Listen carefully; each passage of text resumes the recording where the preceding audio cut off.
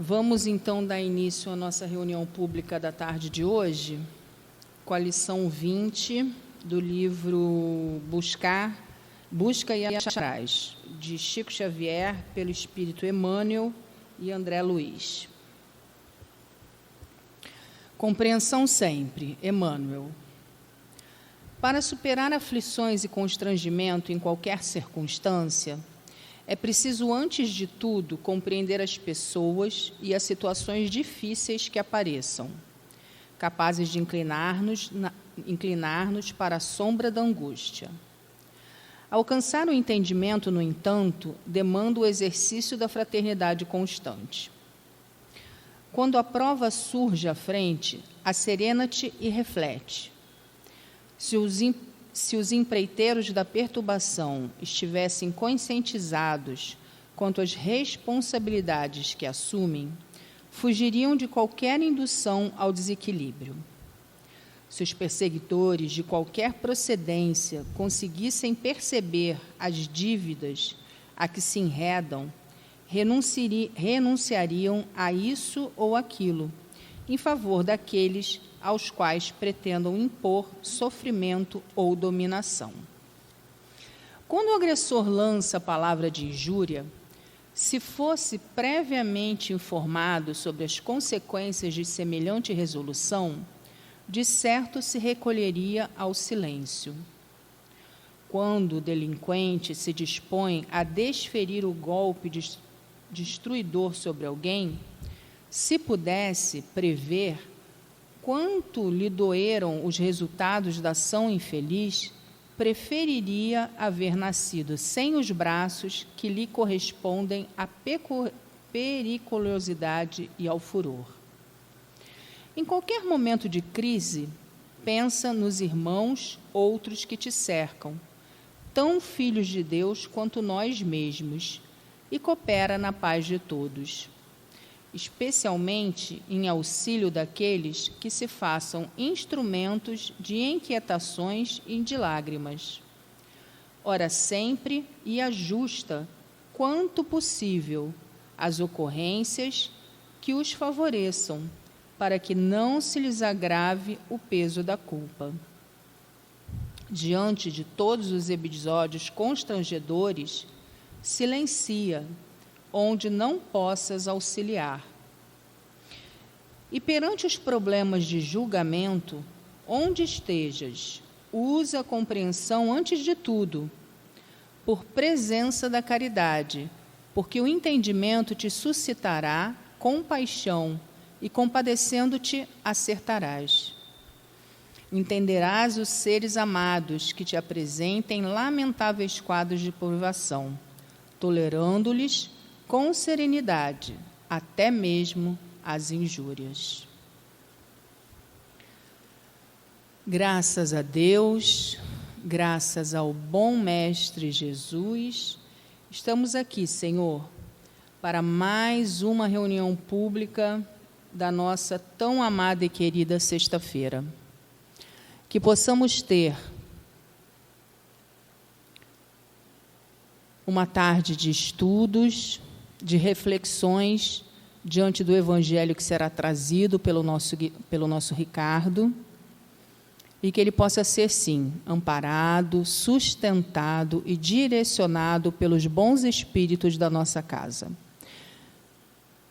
E que aqueles que aqui chegaram, e os que não puderam vir também, e todos aqueles invisíveis que aqui estão, possam, sim, aproveitar esse momento para absorver e, mais tarde, refletir sobre os ensinamentos que serão trazidos para aprendizado dos nossos espíritos imortais.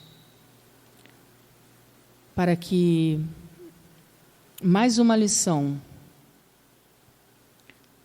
possa ser apreendida nessa oportunidade bendita que é a reencarnação em nossas vidas.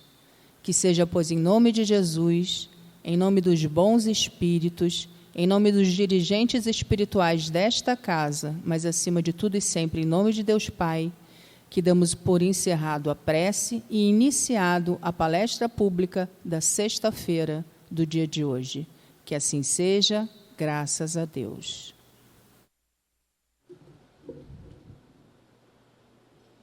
Bom, gente, boa tarde. Tá bom o som? Acho que tá, né? Ontem eu estive aqui fazendo também a palestra, né, gente? Então, foi de improviso, né? Ontem não era eu, foi o outro senhor que não pôde vir, e eu fui de improviso. Aí, essa semana, Ricardo Fashion Week, né? Porque eu não queria isso, mas me botaram ontem aqui, não tinha, a gente está para o trabalho, né? Tem que trabalhar. E, assim, e tem na internet, ia falar, tem na internet também ontem, né, que foi colocado, né? E hoje, bom, assim, azar de vocês. Mas vamos lá. Ontem, assim, foi um suadouro, né? Então, a gente improvisou aqui, o Grupo Jovem, agradeço aí a turma, né? Porque eu pedi, né? Mas joguei um pouquinho para cá também, né? Para pegar essa turma aqui como é que chama na escola de samba, aquela turma que vem na frente? Comissão de frente. Então, mas tem um outro lá também, gente, então vai girando-se na medida do possível aí. Eu até hoje estou bem, não estou suando como ontem, não. Mas vamos lá. Mas eu boto, se vocês quiserem, pode virar para lá também, tá? Pode vir lá. Pode vir. Então, vamos lá. Gente, hoje a gente vai falar de Evangelho, né? Ontem foi o Livro dos Espíritos, né? Que está meio abrindo a capa, mas vamos lá. Opa. Então, a gente vai falar de estranha moral. É o capítulo 23. E, assim, a gente sempre bota um pouquinho do texto antes, né? E a gente vai falar de quem não odeia seu pai e sua mãe. É um tema bem desafiador, né? Quem não odeia seu pai e sua mãe. E Jesus falou isso. O que será que ele quis dizer com isso? Será que é isso mesmo? Vamos lá. Uma grande multidão, aí é o texto que traz de Mateus, né? Uma grande multidão caminhava junto com Jesus. Voltando-se, ele lhes disse: se alguém vem a mim e não odeia seu pai e sua mãe, sua mulher e seus filhos, seus irmãos e suas irmãs, mesmo a sua própria vida, não pode ser meu discípulo. E todo aquele que não carrega a sua cruz e não me segue, não pode ser meu discípulo.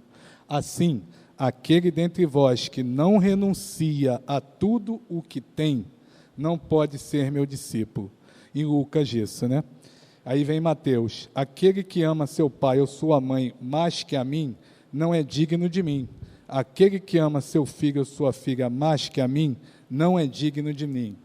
E a gente vai fazer aqui, né, o estudo até o item 3. E aí vocês depois dão uma olhadinha lá no texto de Kardec. Bom, é uma estranha moral, né? Primeiro, o que é moral? Depois, o que é estranho. O que é estranho é mais fácil para a gente, né? O que é moral, às vezes, é difícil definir, né? Muita gente quer relativizar a moral, muita gente quer colocar a moral ao seu costume, ao seu hábito ou à sua adequação. Mas a moral é uma só, e a moral está no Livro dos Espíritos. Mas, antes do Livro dos Espíritos, vamos dar a definição mais de dicionário, né? Como o pessoal lá do Leão Denis gosta de fazer nos encontros, né? Coloca dicionário da língua portuguesa, dicionário Pariano Júnior, aí vai para o Livro dos Espíritos. Da raiz latina mores, costumes, conduta, comportamento, modo de agir. É o conjunto sistemático de normas que orientam o homem para a realização do seu fim, essência. Então, o dicionário já diz muito para a gente, né? É o dever ser. O que em direito, quando no primeiro período eu fiz, introdução ao estudo do direito, o professor coloca o que é moral, o que é direito, o que é justiça. E o que é o valor justiça, ao contrário do judiciário. Judiciário é uma coisa, justiça é outra. Justiça é um valor, é um princípio que se busca, assim como a equidade. E a moral é o dever ser, ele falava lá isso. É a regra de boa conduta, é você se comportar de acordo com normas que vão orientar o homem para a realização do seu fim. E qual é o fim do homem? aí a gente tem o livro dos Espíritos como um grande balizador. Porque o fim do homem é ele ser feliz, né? É o progresso, e ele ser bom, né? E ele ser espírito puro, como a gente tem na escala espírita.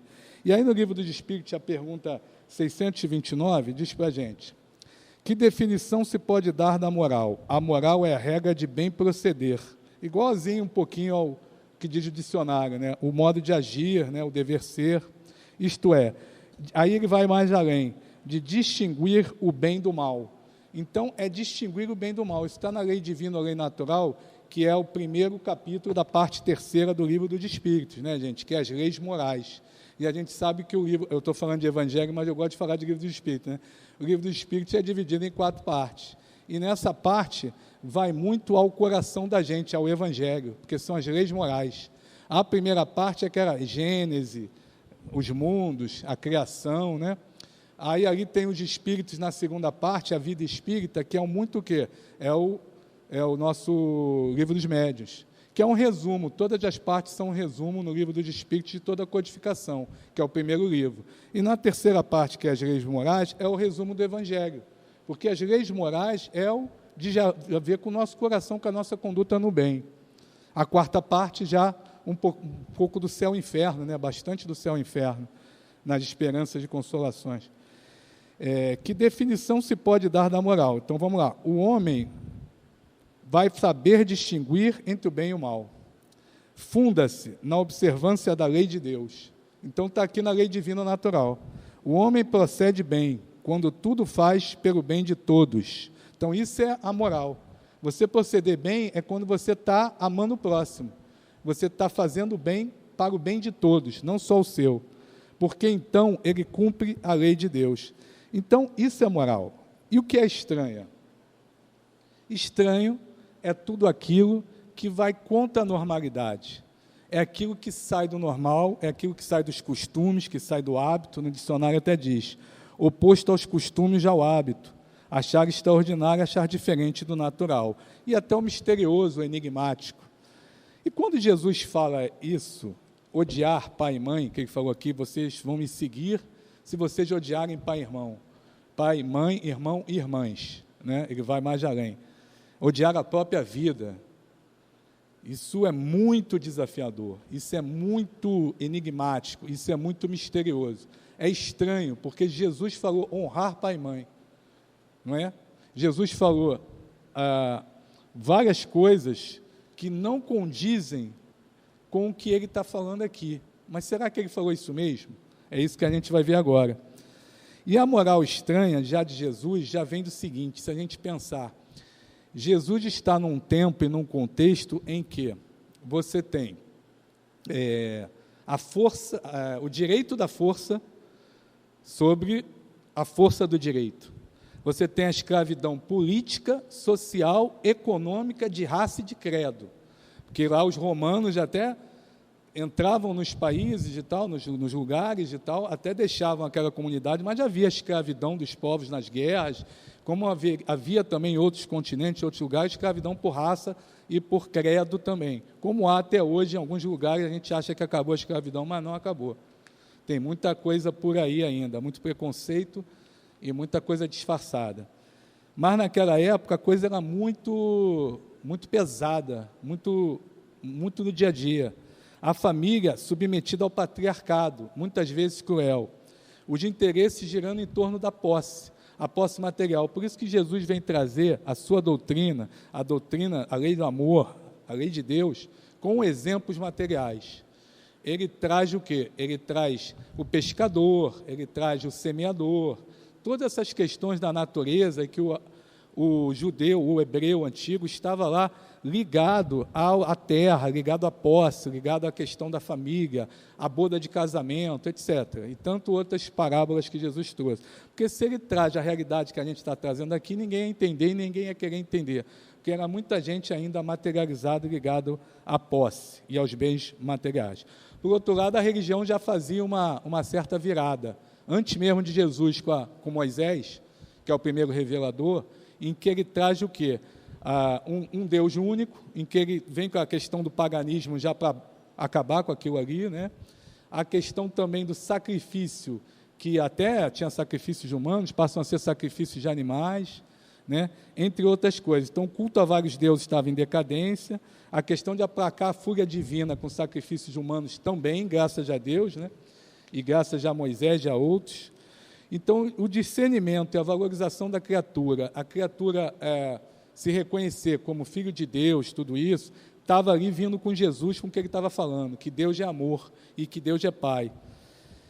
Só que isso, para enfrentar todo aquele contexto que eu falei antes, de escravidão política, social, econômica, de segregação de leprosos, mulheres, prostitutas, tantas passagens que Jesus está ali e senta com todas as pessoas, até as pessoas na marginalidade, ali ou que aparentemente estariam na marginalidade naquela sociedade, pelos fariseus que ditavam todas aquelas ordens, mas não cumpriam bem aquilo à risca na sua vida íntima e pessoal. Aquilo é uma estranha moral que Jesus traz. Aquilo é uma lei de amor, aquilo é uma doutrina de compreensão, bondade e ternura, e que é difícil para aqueles fariseus, é difícil para os saduceus, para aquela turma que está lá, os doutores da lei. A gente já vê até isso em Paulo e Estevão, como Paulo, quando era Saulo, como é difícil para ele, naquele começo ali, antes dele, da estrada de Damasco, ele compreender aquilo, né? Porque era uma doutrina de muito amor, de muito perdão, de muita compreensão e sem nenhum preconceito, né? E isso hoje ainda é difícil. No mundo atual, a gente ainda tem a dificuldade, mesmo com mais de 2000 anos aí da vinda do Cristo, de compreender todas essas nuances. Então, essa moral é estranha mesmo. Aí meu texto, que eu fiz meu estudo, diz até assim: ele não cedeu em nenhuma das diretrizes que traçou para o cumprimento de sua tarefa. Jesus cedeu em algum momento? Não. Rompeu com as estruturas do passado, onde deveria haver supremacia da humildade sobre o orgulho, supremacia do altruísmo sobre o egoísmo, supremacia da compreensão e da bondade sobre a intolerância. Então, era no mínimo uma nova estranha moral. Agora, onde ficam essas colocações de Jesus? A gente volta lá, e tem até o texto aqui também, em que ele fala: se alguém vem a mim e não odeia seu pai, sua mãe, sua mulher e seus filhos, seus irmãos e suas irmãs, e mesmo sua própria vida, não pode ser meu discípulo. Mas como assim? O que é a palavra odiar? Aí a gente tem que lembrar do contexto seguinte. Primeiro, Jesus não escreveu nada. Falei até ontem aqui, né? Estou repetindo. Jesus não escreveu nada, assim como Sócrates. Os outros escreveram muito tempo depois dele. Então aí você vai ter o problema da tradução, o problema dos copistas. Quem eram os copistas? Os copistas eram aqueles caras, até alguns analfabetos, mas eles tinham a arte de copiar. Então eles copiavam, eles olhavam assim e copiavam. E até a anotação que está ali no livro, às vezes eles copiavam, e que não tinha um contexto com que, de repente, o livro estava propondo. Era uma anotação, às vezes a pessoa notou para ela mesma alguma coisa e estava sendo copiado. Então, essa tradução dos copistas, que não tinham muita noção, mas eram grandes, vamos dizer assim, desenhistas, né? E copiavam aquilo muito bem, vai sendo passado ao longo do tempo com erros de tradução, né? Erros de tradução. Então, os problemas de tradução de uma língua para outra e os apóstolos terem escrito há muito tempo depois do Cristo o que ele viveu, o que ele pregou. E a palavra odiar entra nesse contexto. Aí a gente tem duas coisinhas, questões de linguagem. O que são questões de linguagem? Ontem eu cheguei a falar um pouquinho, mas hoje é que cabe, por causa que o estudo é o adequado. A gente tem, por exemplo, a etimologia. Etimologia é o estudo da origem das palavras, né? Então, você tem o radical, prefixo, sufixo, muito ali o radical grego, latino.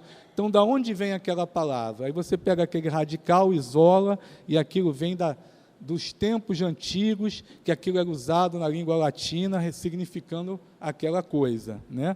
Até você tem Pedro, né?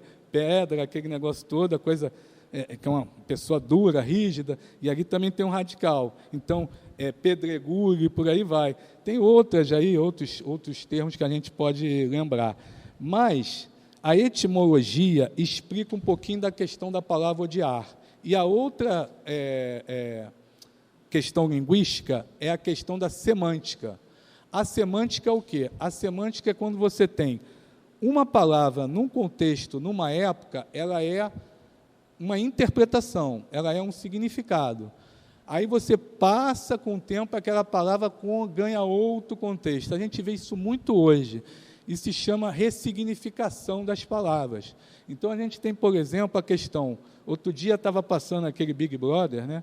Não que eu veja, mas de vez em quando a gente dá uma bisoiada, né? Como fala lá o homem, o Tadeu, dá uma espiada. E tem uma moça que é do Pará, que ela é Bumba Meu Boi, aquele negócio, Parintins, né? E ela é indígena, né? Ela é descendente, né? Ou é indígena, não sei agora, estou tentando lembrar, que eu não vi tudo. Mas corrigiram, ela corrigiu uma pessoa que chamou ela de índia. Você é índia, né? Você é índia. Não, o termo não é esse. O termo é indígena, o termo é nativo e tal. Isso nos Estados Unidos é muito forte. Inclusive, tem um filme do Scorsese agora, muito bom, eu vi, aguentei 3 horas e 20 para ver lá na Apple nesse calor, mas estava mais fresco até, foi de noite, liguei o ar-condicionado ali, já por volta ali de quase meia-noite, foi antes, mas aí fui ver, né? E que tem todo o povo Osage lá, que é um povo lá dos Estados Unidos, que ficou rico com petróleo, não sei o quê, mas isso é a história do filme. E ali tem os nativos, os indígenas, a história toda, né? E há um respeito muito grande que vem nos Estados Unidos da nomenclatura dos termos. A questão, né, do negro ou preto, tem isso também. Isso lá nos Estados Unidos até ofende muito, a palavra lá americana ofende muito. Então, aqui no Brasil já está havendo essa ressignificação de palavras. Então, a gente fala humor negro, a gente fala uma coisa, como se fosse uma coisa pejorativa, né? E aí tem, é negro ou é preto, né? A questão da raça, a questão da cor. Como tem essa questão do indígena, e ela corrigiu e falou, não é índio. Índio é o tempo do português que veio, português e espanhol, também espanhol, que vieram para cá, né? E para as Américas, e pensaram em encontrar as Índias, o português também pensou em encontrar as Índias, né? Apesar de ter ali bastidores que ele já sabia que não ia encontrar, mas isso é outra história, né? Ele é Índia, eu estou aqui na Índia, olha os índios aí. Mas não é, porque ele achava que era índio o Brasil, né? O Pedro Álvares Cabral, a turma lá, e não era, é indígena, povo nativo. Então, isso é uma ressignificação das palavras, isso é semântica. Então, verbos, por exemplo, denegrir, muita gente, isso aí, vamos mudar esse vocábulo, porque tem uma conotação negativa. O preto tem uma conotação positiva, o negro tem uma conotação negativa. Veja bem, eu tomo café preto, eu não tomo café negro. Então, é uma coisa de se pensar. E isso é o contexto atual que a gente tem do quê? De se reconhecer todos iguais, independente de raça, credo, né, de origem étnica. E essas palavras vão ganhando um outro significado e um outro valor. E dentro do tempo de Jesus, essa palavra que ele usa, odiar, não é o nosso odiar. Tem isso também. E a gente pode ver também essa questão de semântica com um exemplo bem claro também do Evangelho, que está aqui no meu apontamento, que é a questão do camelo, né? Quem lembra do camelo, né? O camelo é bem assim, eu nunca entendi aquilo ali, né? O camelo, ele fala que é mais fácil ver um rico, não, é mais fácil um camelo, né, passar pela buraco né, do que um rico ver o reino dos céus. E o camelo, o buraco da agulha, do que um rico alcançar o céu. Nesse caso, o termo que significa camelo também significa o quê? Cabo. Uma questão de tradução, de semântica e etimologia também. Então, o que é camelo, lá naquele contexto, traduzido como camelo, era como fosse cabo também. Então, um cabo é uma coisa grossa para passar no buraco de uma agulha, ao contrário de uma linha. Então, é mais fácil passar do que um rico ver o reino dos céus. Nessa comparação que Jesus faz forte para ilustrar a questão do apego à matéria. Assim, tem outro exemplo também, na Gênesis, no livro do Novo Testamento. Isso está no texto de Kardec também, na nota. Kardec também coloca lá. Deixa eu até confirmar, tenho certeza, mas vamos lá. Que ele coloca aqui, nas Sagradas Escrituras, força do hábito, tem aqui, está aqui, na língua hebraica era rica e possuía muitas palavras com vários significados. É o caso do camelo. Está aí, por exemplo, também um exemplo que eu vou dar agora, que é a Gênesis. Na Gênesis, na Bíblia, as fases da criação são o quê? São dias. Então, são 6 dias e Deus descansou. Já vou eu com o meu catolicismo antigo lá, atavismo, né? E Deus, Jesus, não. Deus é Deus, Jesus é Jesus. E Deus descansou no 7º dia.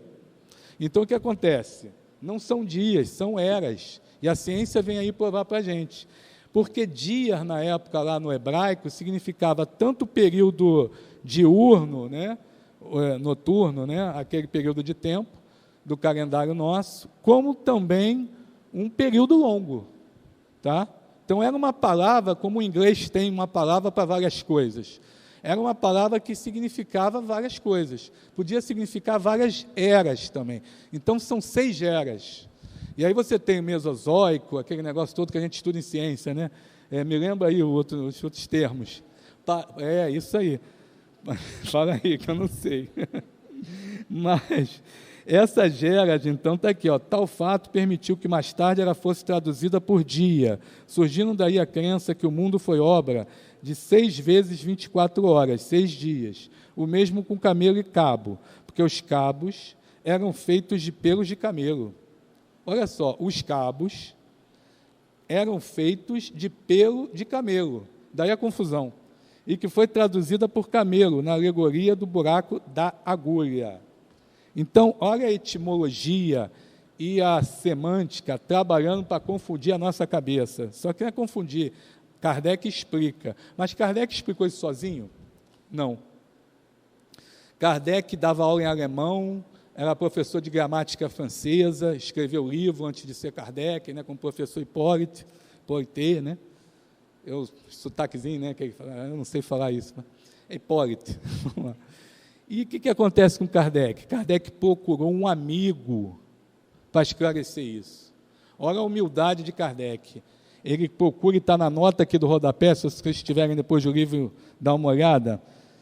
A 123 diz o que é o vocábulo odiar, e quem explica é o senhor Pesani, com 2 e's. O senhor Pesani era um estudioso do hebraico, né, um amigo de Kardec, né, hebraico e outras línguas, e Kardec, na sua humildade, apesar de saber muita coisa, ele faz que nem nós, né? Ele faz o achismo. Não, ele não faz isso. Ele busca o especialista naquilo que ele não sabia. Apesar de ele saber semântica, ele dava aula de gramática. Só que nisso, hebreu antigo, ele não sabia. E vai lá, né, e o senhor Pesani esclarece. Está aqui até na minha nota, mas está ali também. Conhecedor de hebraico e do grego, pede para ele explicar. E aí Kardec, além de ser humilde e trazer a explicação do senhor Pesani na nota de rodapé, que eu vou já falar, ele coloca o nome dele na nota. Ele coloca o nome dele na nota. Isso é muito curioso, isso é de se chamar a atenção. E na explicação é o seguinte, né? Está ali no livro, mas eu vou pegar aqui porque está mais resumido. Calma aí. O significado da palavra odiar, non odite, N-O-N-O-D-I-T, non odite, em latim, cai, K-A-I, cai, ou misei, em grego, não quer dizer odiar, mas amar menos.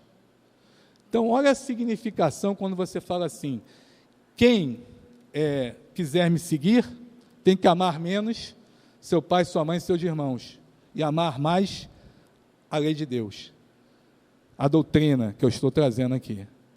Mas Jesus está dizendo para abandonar pai e mãe? Não está dizendo isso. A mesma coisa na estranha moral, outra passagem, quando ele diz, quem são meus irmãos, quem são meus pais, né? Quem é minha mãe? Quando eles vêm a procurar Jesus, Jesus está ali com os discípulos, com o pessoal, atendendo as pessoas, e Jesus, sai daí, pá, vem para casa, não sei o quê, tua mãe quer falar contigo, não sei o quê, os irmãos dele. E Jesus fala, quem são meu pai, quem são minha mãe, quem são meus irmãos? Meu pai, minha mãe, meus irmãos estão aqui comigo, porque estão conjugando do meu pensamento. Ele não fala isso, mas é a explicação, né? Estão conjugando do meu sentimento, estão junto comigo com a lei de Deus. Será que os irmãos estavam? Parece que não. Muitos deles falavam, pô, Jesus está lá de novo, né? Poxa, que chato isso. A mãe amorosa toda a vida, mas é coração de mãe, e quer também o filho ali, às vezes, com ela. E o que acontece? Essa questão, a gente vai até falar no encontro de carnaval, aí é bom que eu já puxo a propaganda, né, André? Que vai ser no carnaval. Só que vai ser sábado e domingo. Leon Denis é domingo, segunda e terça de carnaval. Aqui é sábado e domingo. E a gente vai ter o resumo de 9 centros de interesse de lá. A gente vai trazer 8. Não, vamos trazer 6. Está vendo, Andréia? Eu ia falar 6, aí você me confundiu. Vamos trazer, porque é tudo muito novo, né? Em dezembro que chegaram os centros de interesse para a gente. A gente está estudando. É assim, porque formou tudo em dezembro. E foi estudando, em novembro foi apresentando, em dezembro foi os PowerPoint chegando. E aí são 6 centros de interesse. A gente vai falar de família, olha aí, essa história de Jesus. O que ele falou? Vai trazer ideias de natas, que é o final do capítulo, e no meio semelhanças físicas e morais, pais de filhos e tal. Vai ter muita dinâmica legal também. Convida todo mundo. É bem legal, é a pluralidade da existência, final do capítulo, né? E nessa coisa da família, a gente tem a família espiritual e a família material. E não adiantando encontro, está no Evangelho isso, também tem a ver com a estranha moral. O que Jesus falou era falar da família espiritual, quando disse quem são meus pais, minha mãe e meus irmãos. Mas aqui é abandonar o pai e mãe, odiar. Não é odiar, é desapegar das tradições familiares para seguir os princípios cristãos, seguir os princípios da lei de Deus. Porque o que acontece? Ele vai dizer aqui, ele não significa esse verbo somente odiar, para se servir a Deus, mas sim amar menos, não amar tanto quanto, igual ao outro. É uma comparação.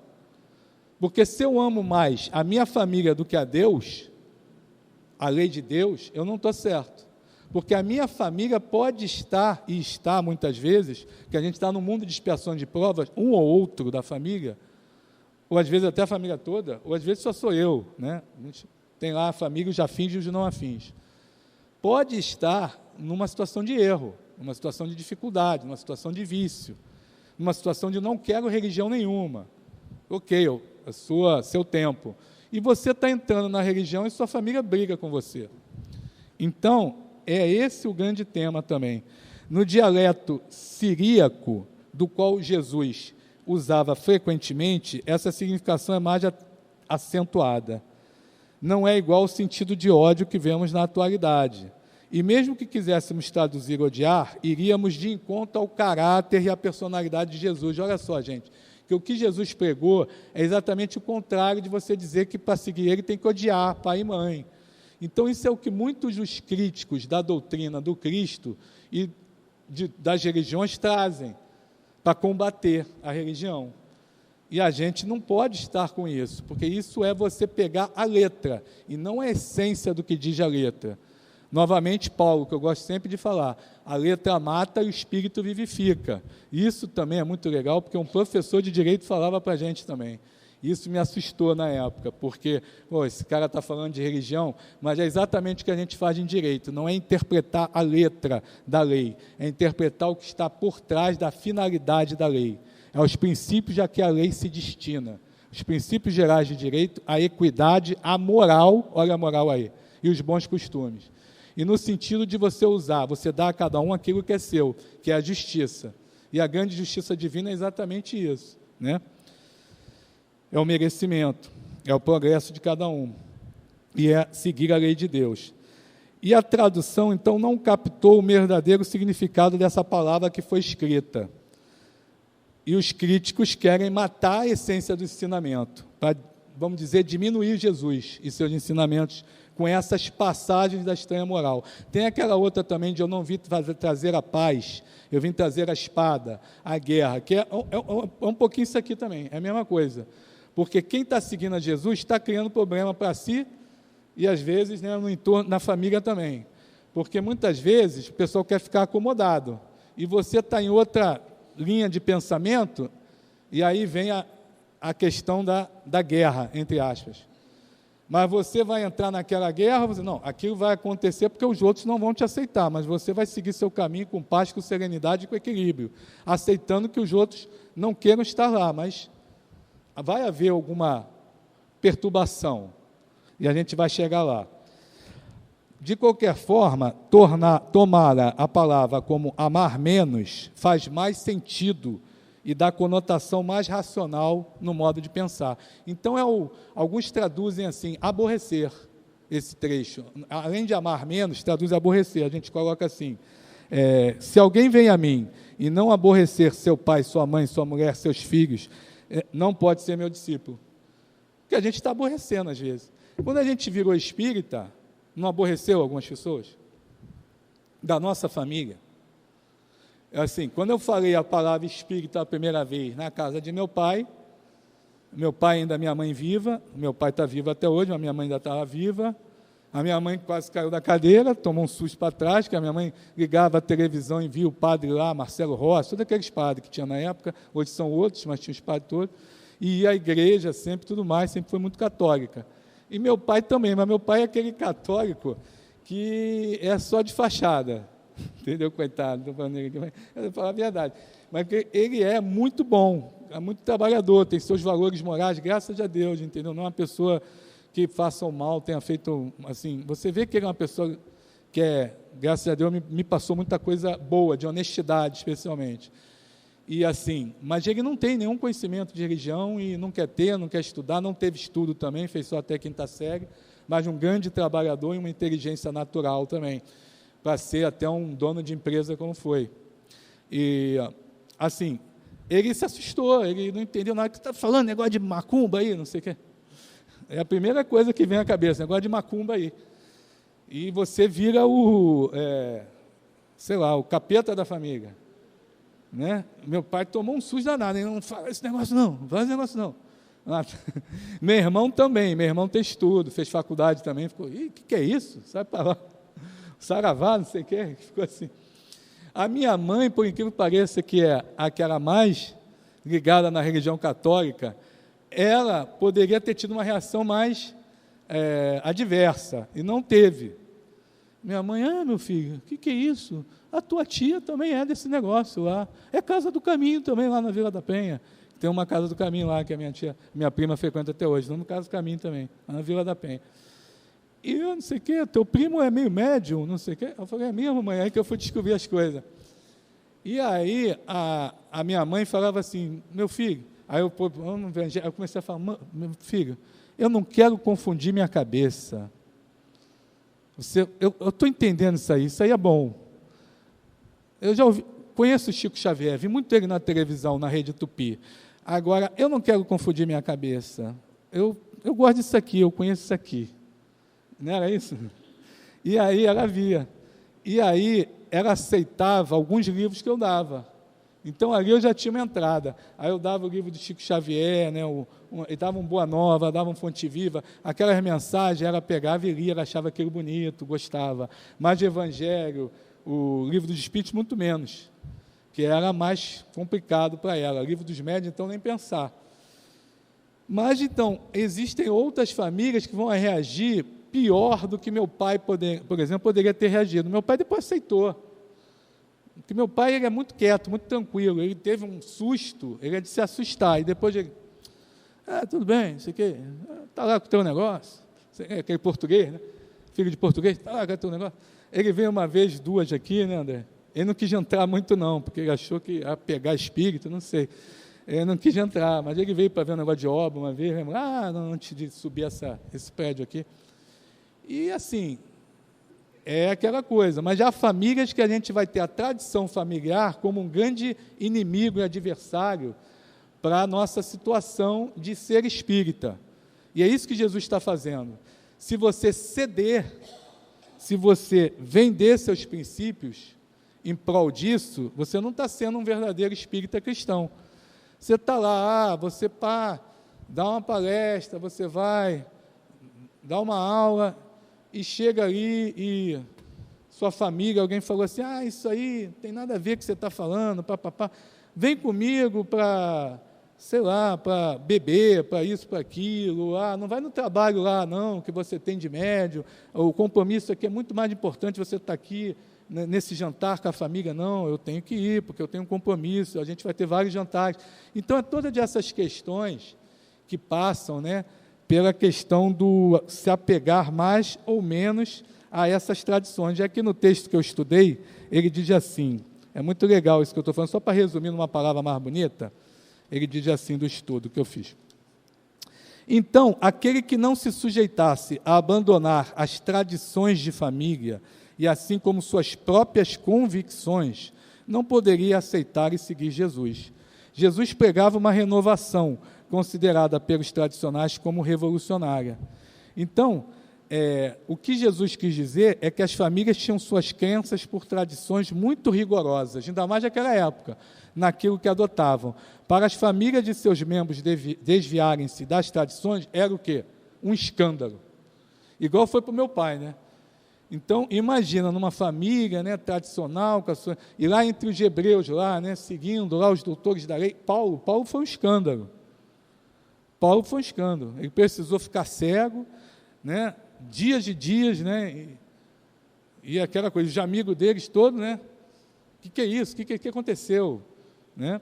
E assim, um cara que era doutor da lei, numa tradição danada, né, era o Saulo, depois virou, até mudou de nome, Paulo, né, talvez até para tentar se desvincular totalmente desse passado. Então, Jesus não queria criar rivalidades, não queria que se abandonasse obrigações com a família. Mas ainda hoje, né, diz até o texto para a gente, é comum que algumas pessoas, né, que se consideram espíritas, conforme a gente estava falando aqui, mas a família não pode saber. Então, a pessoa esconde. Então, isso, assim, será que é legal? Sei lá, num primeiro momento, é uma reação, às vezes, que pode ser natural. Mas depois não, depois a gente tem que ter a coragem da fé para dizer, olha, eu estou lá mesmo, faz bem para mim. Ah, mas você não pode ir lá não, vou brigar com você. Poxa, mas deixa, é minha vida e eu quero me determinar assim. Você me respeita, eu respeito a sua religião. Né? E cada um vai vivendo, porque até tem uma anotação interessante, né, que eu fiz aqui, que é de um texto também bacana, que diz assim, ninguém precisa concordar para conviver, mas até para discordar, nós temos que conviver. Então, ninguém precisa concordar para conviver, mas até para discordar, nós temos que conviver. Então, é uma lei de sociedade, né? Então, a gente precisa respeitar as convicções do outro, sem brigar, e o outro precisa respeitar nossas convicções. Mas a gente vai abrir mão das nossas para ficar bem com a sociedade? Vai abrir mão do que eu penso, do que eu trabalho aqui, do que a gente está aqui todo dia, quase todo dia, né? No sábado principalmente. No sábado é um mau exemplo, né? Quando, sábado você não vai estar com a família, sábado você não vai almoçar, não vai estar com a gente, a gente vai não sei aonde, vamos viajar, não sei o quê, vem comigo. Não, eu tenho meu trabalho lá. Claro que todo mundo tem que ter direito ao seu passeio de família, às suas férias, mas a gente tem um compromisso aqui igual ao trabalho. Você vai dizer para o seu chefe, olha, eu tenho que estar com a minha família. E seu chefe quer que você esteja lá, no escritório, na loja, onde for, na oficina, não sei, na sala de aula, o empregador sendo, né, uma escola, o Estado, o que for. Então, o que acontece? É a mesma coisa aqui. Isso aqui é o nosso salário de amor, é o nosso salário, né, de espírito imortal. Igual diz lá nosso lar, que tem um salário, aquela coisa toda, e cada um tem uma casinha, mas que trabalhou. Quem não trabalhou não vai chegar lá e ainda vai ter que ficar de, posso ficar aí? Tem que trabalhar. Tem que chegar, não pode chegar dizendo que é André Luiz dando carteirada. Mas André Luiz mesmo percebeu que não é assim que a banda toca. Ele foi para as câmeras de retificação trabalhar lá na enfermagem espiritual. Então, também é comum as pessoas dizerem, eu nasci nesta religião, é a religião dos meus pais, e não sou eu que vou mudar. Tem gente que é assim também dentro da família. Eu não vou mudar, eu nasci nessa religião, acabou. É um comodismo. Então, olha o chamamento que essa passagem de Jesus traz para a gente. As pessoas que abandonam suas convicções de princípios para conviver com o outro, né, e ficam de fachada. Aquele que não quer mudar, que diz que aquilo é uma tradição, mas aí está vendo, está fazendo bem para o outro, mas cada um tem seu tempo, cada um tem seu momento, né? Infelizmente, para a grande maioria de nós, essa doutrina continua a ser estranha, a doutrina de Jesus, porque vem de encontro aos nossos interesses pessoais, aos nossos desejos e caprichos egoísticos. Não é minha praia, dizem uns. Quando a Andréia, ela me chamava para cá, e mais a mãe da Andréia também, a dona Dirce, mas a Andréia também me chamava. E eu estava na praia, num sábado, porque eu morava no Recreio, meus amigos jogando vôlei, eu querendo jogar meu vôleizinho de praia com os amigos, dar aquele tibum na água, um sol danado, sábado, a Andréia já vinha para cá, isso já era 99 para 2000, até na outra casa, e começou, principalmente quando a gente teve a Beatriz, a vir para a evangelização. Aí eu vinha uma vez ou outra e comecei a vir, negócio de grupo dos pais, negócio de Ivo, negócio de, lembra? Era Ivo, era aquele senhor também, esqueci o nome dele, saiu daqui. Então tinham, não é seu Aziz não, eu que tinha os dois filhos, um filhinho pequeno, a menina, pai do Eric, exatamente. Então eu ficava, vou ficar aqui por causa da minha filha, mas sábado que vem estou na praia, tá? Então estava briga também, ó. Quantos consultórios, né, de psicólogos aí, negócio de família, de casal, tem esse problema. Porque a mulher briga com o marido briga com a mulher, porque eu vou lá na igreja, eu vou lá no centro, eu vou na praia, tu vai no centro, pô, tu vai me abandonar, tem que estar comigo. Então é isso que Jesus está dizendo aqui nessa passagem. E aí, né, Jesus nos convida à terapia da renovação espiritual, né, desse desapego às questões da matéria para segui-lo. E a tradição familiar, material, também é questão da matéria. A gente tem que estar em família, a gente tem que conviver em família, porque inclusive vai ser tema no encontro, e vai se dizer por que a finalidade do convívio em família, vai se dizer por que nós estamos numa família com afins e com não afins, a diferença da família material para espiritual, de parentesco para filiação, de parentela para família, parentela e família também. A gente tem muito de estudo sobre isso no Encontro de Carnaval, mas tem muito a ver com isso aqui que a gente está falando. Então, na questão de não odiar, a gente já sabe que não é odiar.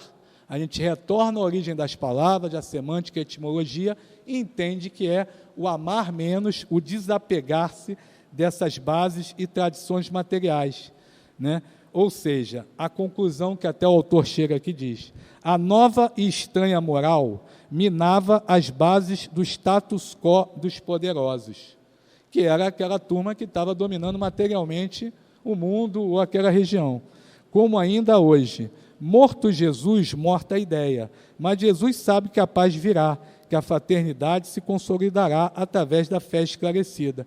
E precisou o Consolador, que é o Espiritismo, nos reviver esse ensinamento, nos esclarecer à luz do que Kardec traz até um amigo especialista em hebraico para explicar. Se a gente ficar preso na palavra, a gente vai... E Jesus aqui falou besteira. Mas Jesus fala besteira? Não. E essa doutrina está errada. Isso aí é falso. Que é o que o ateu, o agnóstico vai dizer, não vai querer. Por isso que Kardec, com o Espiritismo, com a ciência, junto com a religião, nos traz se aproximar mais da religião, porque ele torna essas passagens mais claras e mais de acordo com a nossa cabeça e com o nosso coração. Não fica só naquilo de, por exemplo, é preciso ver o reino de Deus, tem que nascer de novo. Aí é o batismo, né? É jogar água, porque o que é da água, o que é do Espírito, o Espírito sopra onde quer. Não, a gente já sabe que é reencarnação, é um esclarecimento, e a gente entra no cérebro e entra no coração. Então é tão importante o Espiritismo para a gente, né, nesse sentido, né? Deixa eu ver se eu esqueci alguma coisa já para terminar, gente, que eu sou virginiano, então eu gosto de fazer um negócio detalhado, desculpa. Aí, significado, já falei, né? Família espiritual, já falei. A gente vai para o final agora, 10 minutinhos, né? A tradição das famílias. Bom, vamos lá. Aí eu separei um trecho aqui do Emmanuel, Caminho, Verdade e Vida, que está lá na nossa bibliografia também do encontro. Está Pensamento e Vida, Vida e Sexo, Caminho, Verdade e Vida, Emmanuel. Tem muita coisa boa para a gente falar sobre família. Muito legal, vai ser muito bom o estudo, sábado e domingo. Vamos lá. Nesse versículo, olha só que Emmanuel fala, caminho, verdade e vida, para terminar, gente. Psicografia de Chico Xavier, moral estranha, aborrecer pai e mãe, itens 1 a 3. Nesse versículo do Evangelho de Mateus, o Mestre Divino nos induz ao dever de renunciar, a palavra é renúncia, desapego, aos bens do mundo para alcançar a vida eterna.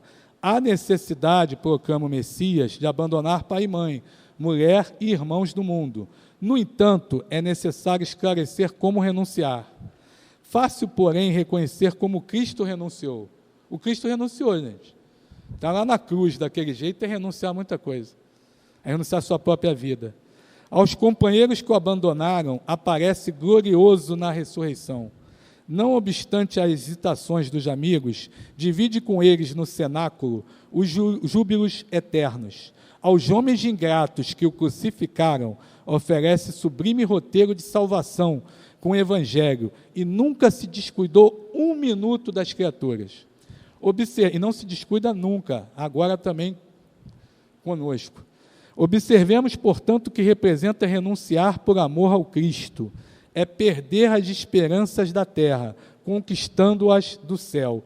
Se os pais são incompreensíveis, se a companheira é ingrata, companheiro também, se os irmãos parecem cruéis, é preciso renunciar à alegria de ter os melhores ou perfeitos. A gente não vai mudar o outro, a gente vai nos mudar primeiro. É renovação espiritual, é o convite que Jesus faz. E ao seu arredor, os seus arredores vão mudar junto com você. É uma questão de paciência. Unindo-nos ainda mais a eles todos, a fim de trabalhar no aperfeiçoamento com Jesus. Acaso não encontras compreensão no lar? Os amigos e irmãos são indiferentes e rudes? Permanece ao lado deles, mesmo assim, esperando para mais tarde o júbilo de encontrar os que se afinam perfeitamente contigo, esperando para mais tarde, para esperar aqueles que vão se afinizar com você. É a família espiritual se ampliando, tá? Porque a família material, ela começa de um jeito e ela vai se aproximar pouco a pouco da família espiritual, com a renovação sua, dos seus e do mundo em que vivemos.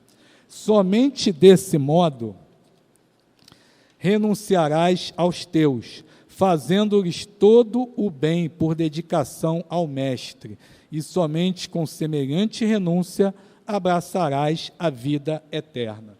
Então é isso, gente, que a gente queria.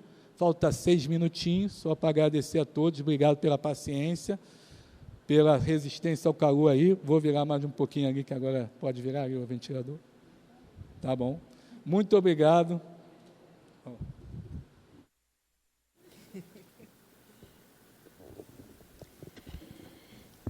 Dando continuidade à leitura do livro Fonte Viva, a lição é a 96, além dos outros. Não fazem os publicanos também o mesmo? Jesus, no Evangelho de Mateus, capítulo 5, versículo 46. Trabalhar no horário comum irrepreensivelmente, cuidar dos deveres domésticos, satisfazer exigências legais e exercitar a correção de proceder, fazendo bastante na esfera das obrigações inadiáveis, são tarefas peculiares a crentes e descrentes na senda diária. Jesus, contudo, espera algo mais do discípulo. Correspondes aos impositivos do trabalho diuturno, criando coragem, alegria e estímulo em derredor de ti? Sabes improvisar o bem onde outras pessoas se mostraram infrutíferas? Aproveitas com êxito o material que outrem desprezou por imprestável? Aguardas com paciência onde outros desesperaram? Na posição de crente, conservas o espírito de serviço, onde o descrente congelou o espírito de ação? Partilhas a alegria de teus amigos, sem inveja e sem ciúme, e participas do sofrimento de teus adversários, sem falsa superioridade e sem alarde? Que dás de ti mesmo no ministério da caridade? Garantir o continuismo da espécie, revelar utilidade geral e adaptar-se aos movimentos da vida são características dos próprios irracionais. O homem vulgar, de muitos milênios para cá, vêm comendo e bebendo, dormindo e agindo sem diferenças fundamentais na ordem coletiva.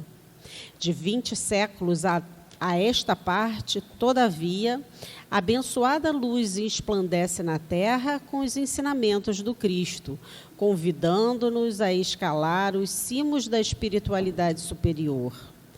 Nem todos percebem ainda, não obstante envolver a todos, mas para quantos se felicitam em suas bênçãos extraordinárias, surge o desafio do Mestre, indagando sobre o que de extraordinário estamos fazendo.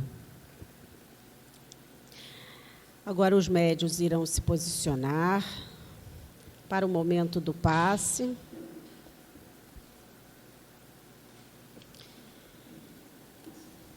Enquanto vamos vibrar os bons pensamentos, os nossos bons sentimentos. E rogar a Deus, nosso Pai, Jesus, nosso divino médico, queridos amigos espirituais, rogamos as vossas bênçãos de amor, de paz, de equilíbrio e de cura para todos nós que aqui estamos. Que os bondosos amigos espirituais encontrem em nós as disposições para o bem. Que seja em teu nome, em nome dos bons espíritos e, acima de tudo, em nome de Deus, que possamos iniciar o passe. A lição de hoje começa com a seguinte pergunta de Jesus: não fazem os publicanos também o mesmo? Os publicanos eram os cobradores de impostos nas províncias que eram dominadas pelo Império Romano na época de Jesus. Eram homens mal vistos pela sociedade da época, que os consideravam traidores por servirem aos romanos. O contato social com os publicanos deveria ser evitado. E sentar-se à mesa com eles era um escândalo. Mas Jesus o fez. Jesus lidava com eles. E por isso passou a ser chamado de amigo dos publicanos e pecadores. Isso não significava que Jesus aprovava suas práticas. No entanto, na narrativa bíblica, os publicanos aparecem mais sensíveis aos chamados do arrependimento que outros. Jesus pedia que fôssemos além daquilo que seria a ideia comum, que fizéssemos isso com a afetuosidade do amor. Cobrava uma atitude maior daqueles que buscavam se sintonizar com a verdadeira lei de amor. E para isso, seria preciso também amar os inimigos. Todos esses questionamentos que acabamos de ler na lição de Emmanuel propõem que tenhamos empenho em nossas atividades de fazer o bem, empenho em vencer a nossa inércia, empenho em vencer a tendência de paralisar diante de tarefas que exijam um pouco mais de esforço de nós, empenho em fazer o que os outros ainda não fazem, em fazer diferente daquilo que fizemos mecanicamente por tempos e tempos. Amai vossos inimigos. Essa recomendação de Jesus ainda é muito difícil para nós, mesmo depois de tanto tempo. Temos muita dificuldade em aceitar, tolerar e conviver com aqueles que são diferentes de nós. E Emmanuel nos propõe começarmos o trabalho nos detalhes mais simples para alcançarmos o mais difícil. Praticar o bem para combater o mal que ainda existe em nós. Aprender com os erros passados, corrigindo no presente e edificando um futuro mais feliz. Busquemos nos pequenos detalhes onde estamos falhando, onde precisamos melhorar, para não apenas fazer o que todos fazem, mas para fazermos o que Jesus nos ensinou. Graças a Deus. E agora, com atenção, vamos ouvir a mensagem do plano espiritual.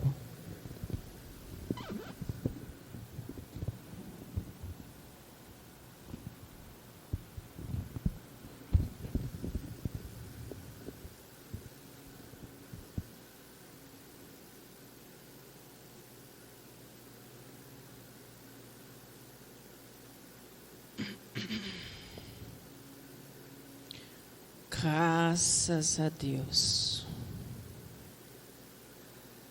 Graças ao bom Mestre Jesus, nós estamos aqui, filhos queridos.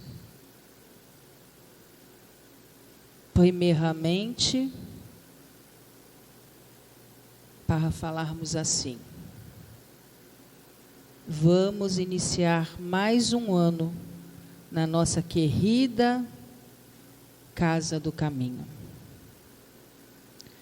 Para isso, filhos,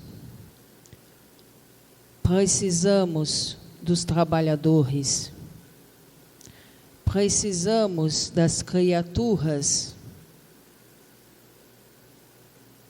que elas venham a esta casa, que elas participem.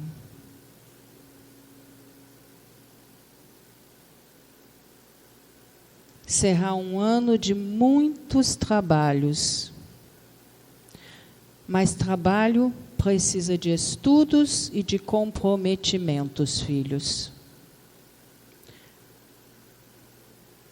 O nosso Ricardo, na tarde de hoje, filhos, trouxe muito bem para vocês a história da família de Jesus. Então, filhos, vamos pegar só um trecho para vocês, para não nos alongarmos. Muitas vezes terão que amar menos os vossos queridos, amar menos as vossas paixões, para estarem aqui. Abdicar daquilo que amam para estarem aqui.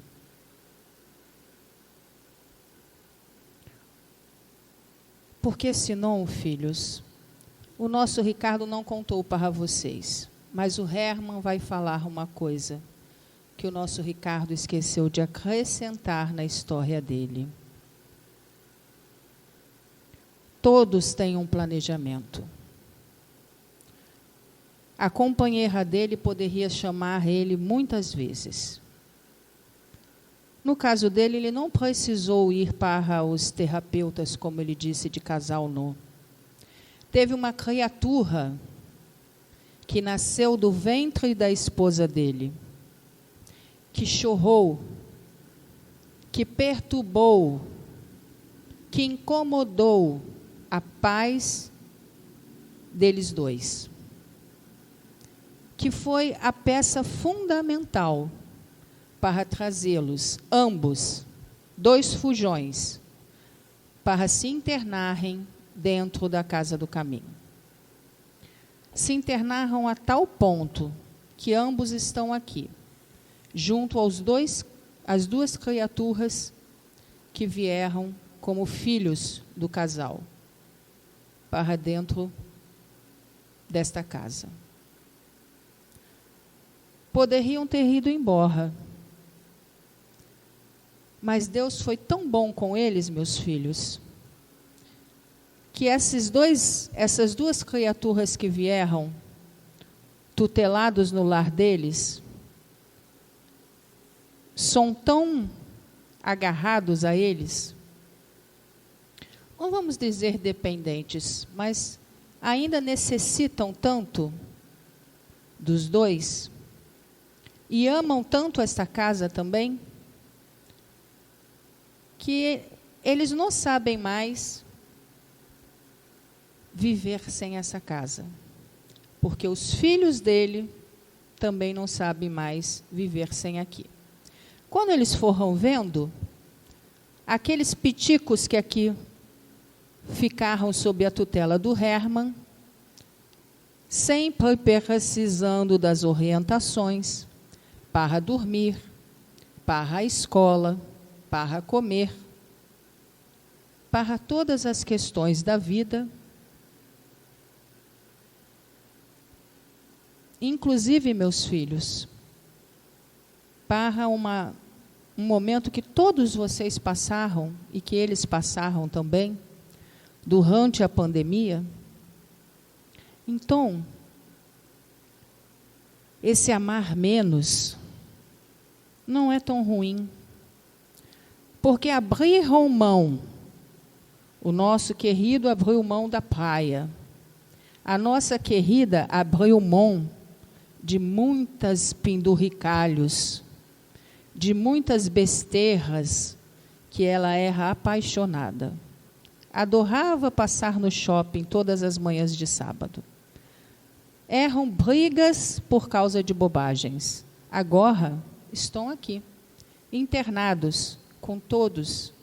Então, pergunto para vocês, será mesmo que estão amando menos, filhos queridos? Ou será que estão amando mais? Será que o trabalho na casa espírita aproximou mais? Ficam essa reflexão para todos vós. Poderíamos estar falando da intimidade de cada um que está aqui hoje, sentado nesta sala. Porque conhecemos a cada um de vós. A cada um de vós, nós já orientamos e sabemos que para todos vós, essa casa é de suma importância. Então, aproveitem, meus filhos, e continuem aqui internados. E aproveitem o estudo da tarde de hoje, que foi de suma importância para os espíritos, tanto aqueles que vieram desencarnados, que estão em maior número que vocês, como para vocês. E reflitam. Reflitam e tirem lições importantíssimas, meus filhos.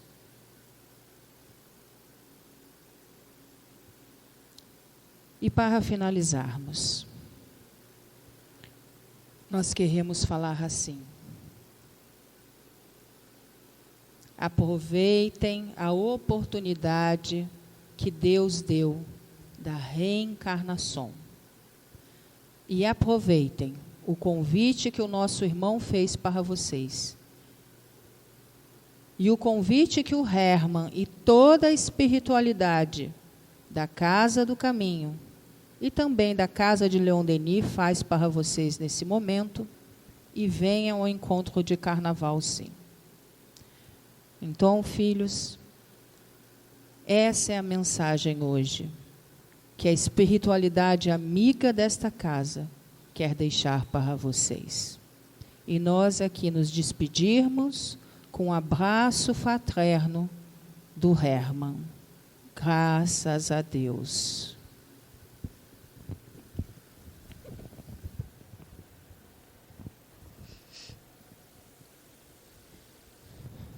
E assim chegamos ao final de mais uma reunião pública, ao final de uma tarde, onde aprendemos um pouco mais e agradecemos por tudo que nos foi trazido, por todo o amparo, por todo o aprendizado e todo o consolo que recebemos. Que ao sair desta casa possamos levar um pouco da paz que aqui encontramos. Pedimos também proteção para retornarmos aos nossos lares e que estejamos aqui apostos para o trabalho e para o estudo, tão necessário para o nosso engrandecimento e aprendizado enquanto espírito imortal. Que seja em nome de toda a direção espiritual da Casa do Caminho e, acima de tudo, em nome de Deus, nosso Pai, que encerramos as atividades da tarde de hoje. Graças a Deus.